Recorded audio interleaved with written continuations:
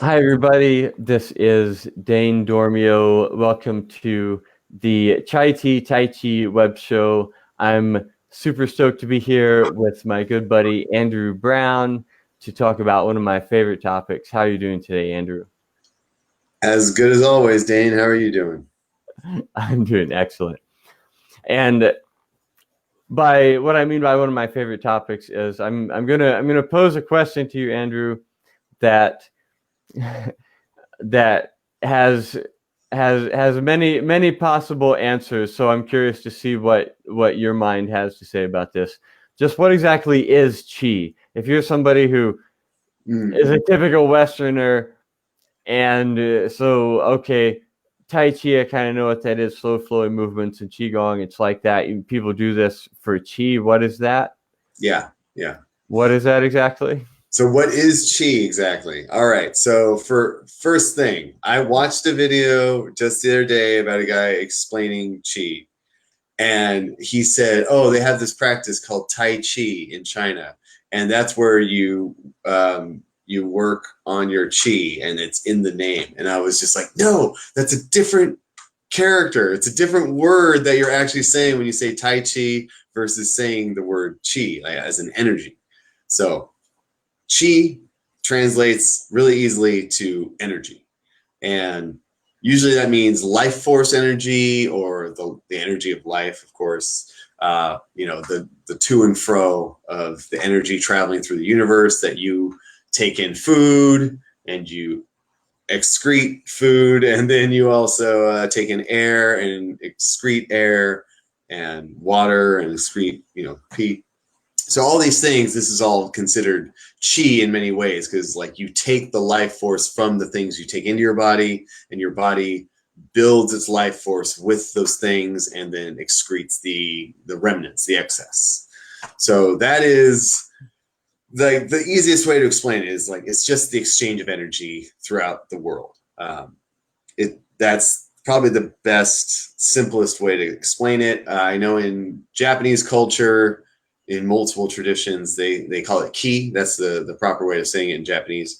But I remember watching this great, amazing master, and he talked about chi as air, and it was a really great concept because he would pull in air and then he would do his ki, which is his energy, like his yells. And he was able to kill small birds. He was able to make people like almost drop to their knees with his how powerful his yell was. And so he said, chi is literally air. And in the character weather, right? So they call it tian chi. Tian means heaven or sky, and chi is energy. So sky energy, weather makes sense. So he looks at chi or ki as the air you breathe directly and the air you keep in your body and how you can expel that air as your sound, as your voice. Because you can't speak unless you have air in your body to pass through your throat and through the vocal cords. So let me pose the same question back to you, Dane. How would you define chi?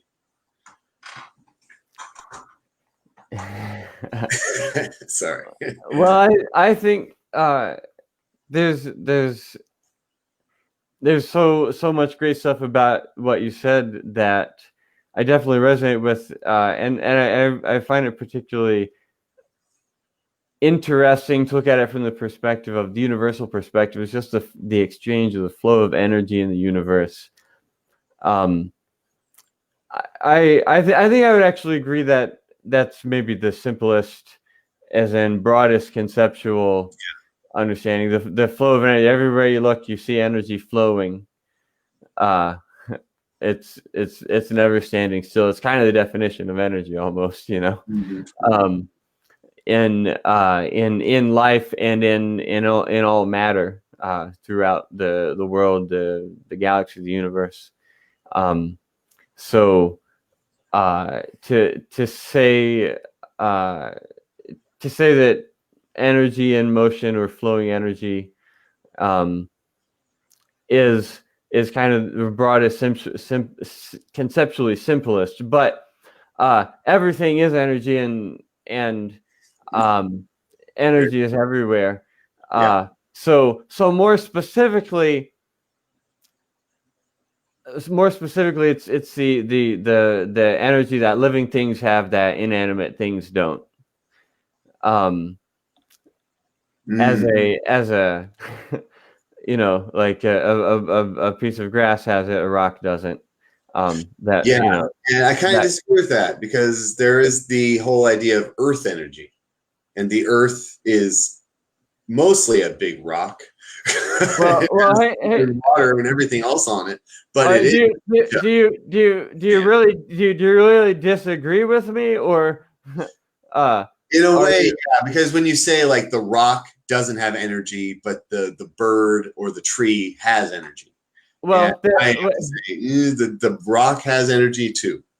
It's just a that different. well, I thank you. Actually, that's exactly the point I'm making. That's exactly Okay. the point I'm making, which is that yes, all things have energy.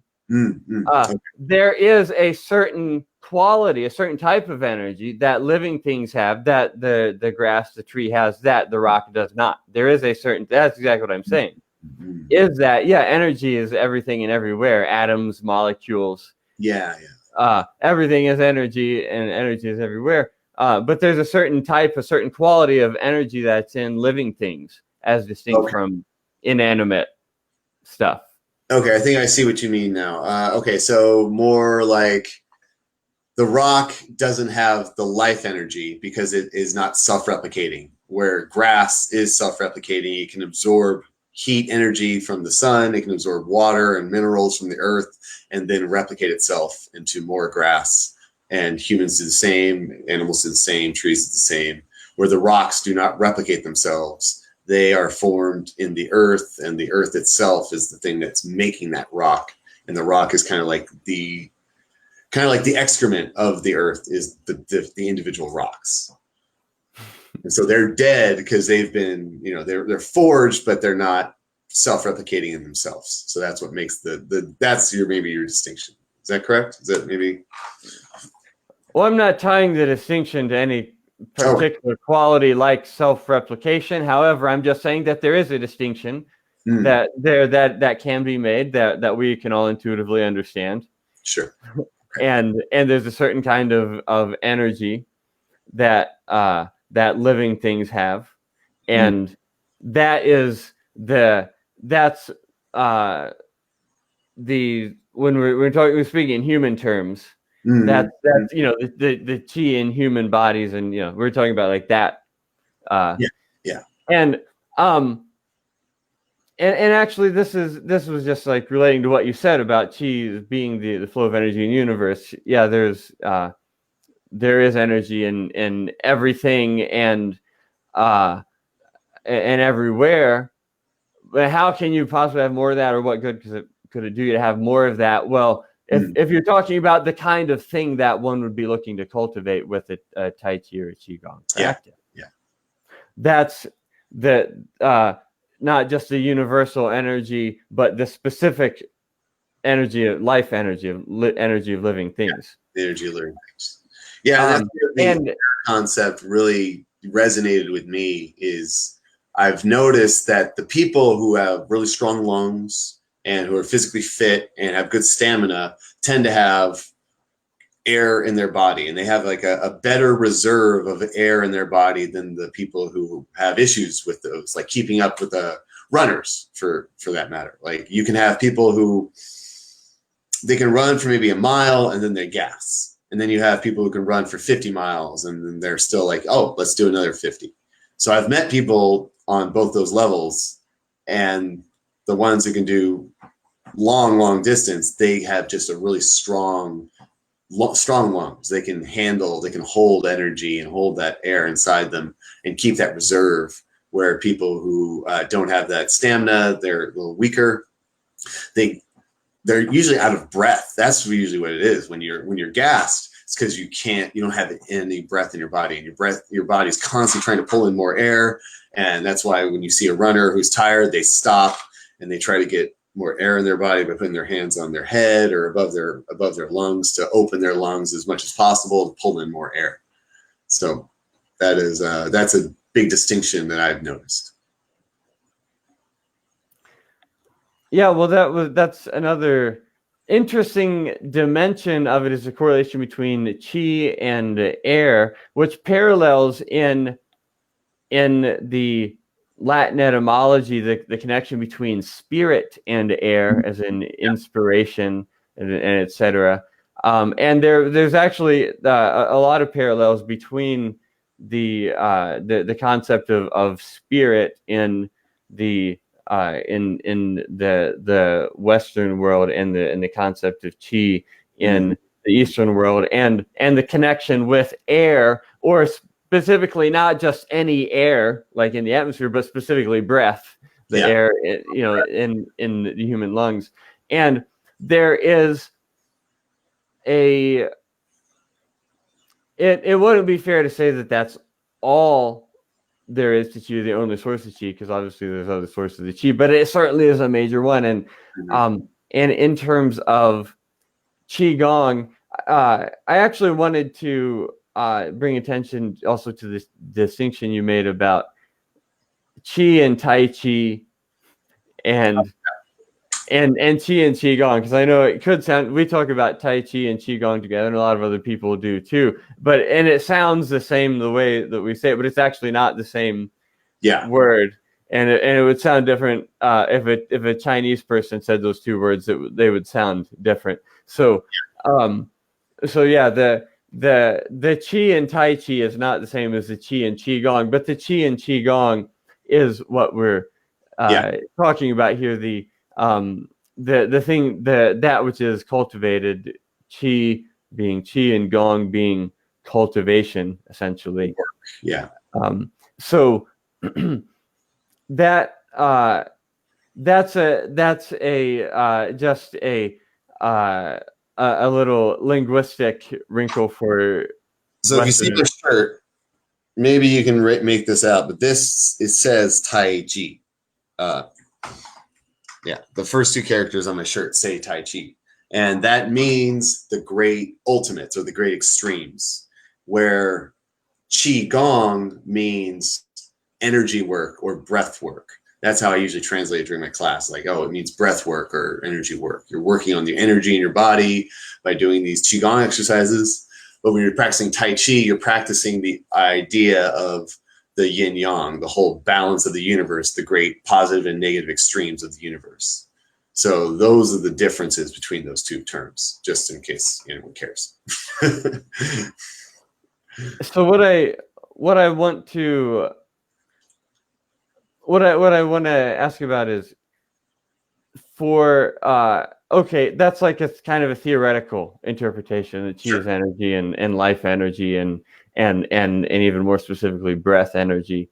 um so how do you cultivate that? Or like, Mm, if I came to your class, what how would how yeah. would I experience that, or what would that mean?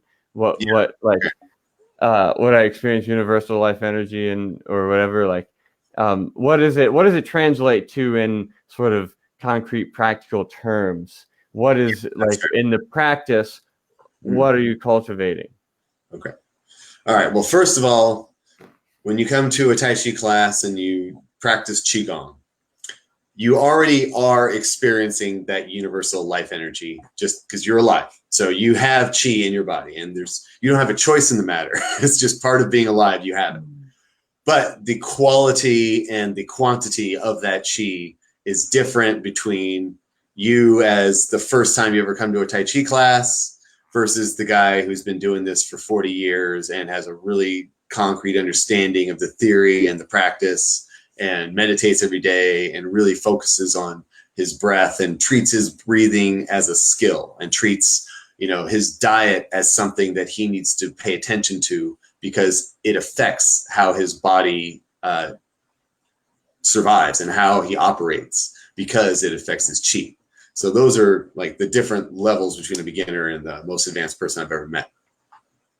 So I would say that when you come to a class to experience Tai Chi or experience the feeling of Qigong, it's really sensitivity, developing your own sensitivity to that life force, to really noticing your breath and really feeling all the little intricate things that happen inside your body that most people just completely ignore. And it's just like, oh, it's Instagram, I'm going on that, and I'm not paying attention at all to what's happening inside me when I pick up the phone and instantly click the Instagram app instead of clicking the YouTube app or clicking on my messages to check who texted me.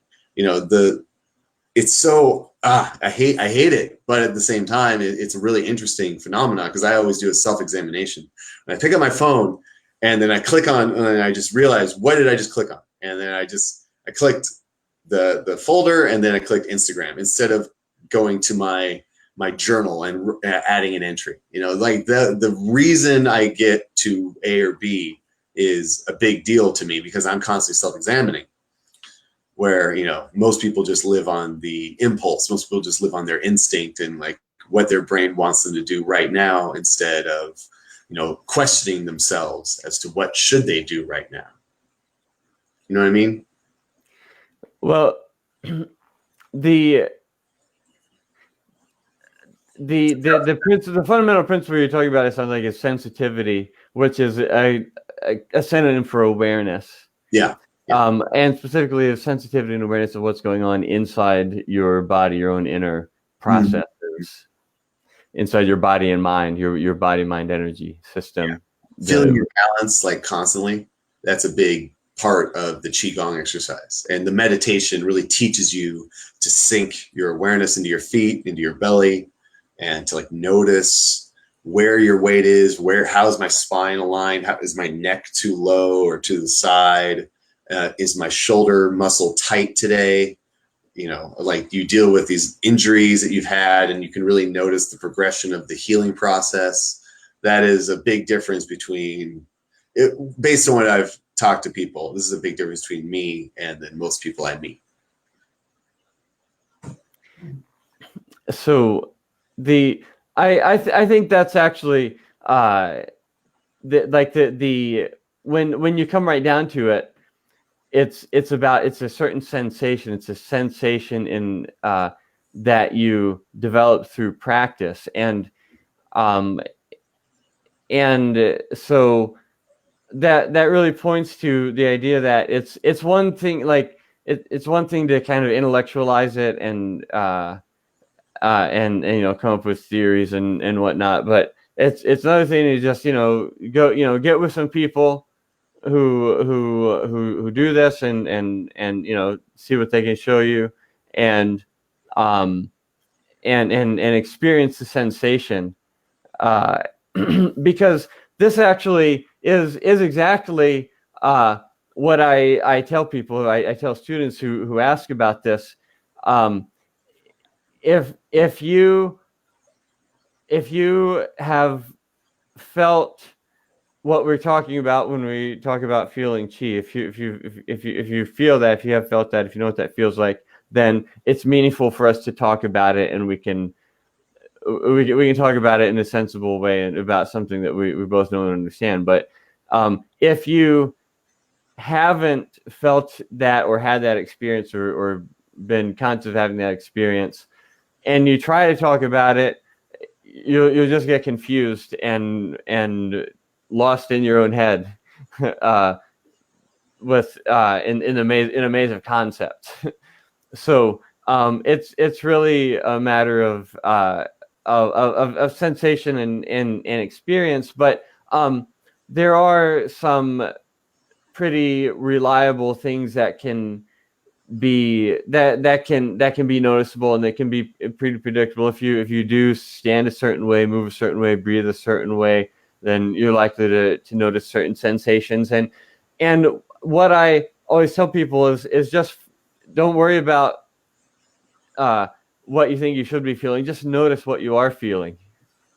Just notice the sensations in your body, and what to put it in words is like, there's a certain sensation, a sense of flow that you can feel in your body, in movement, in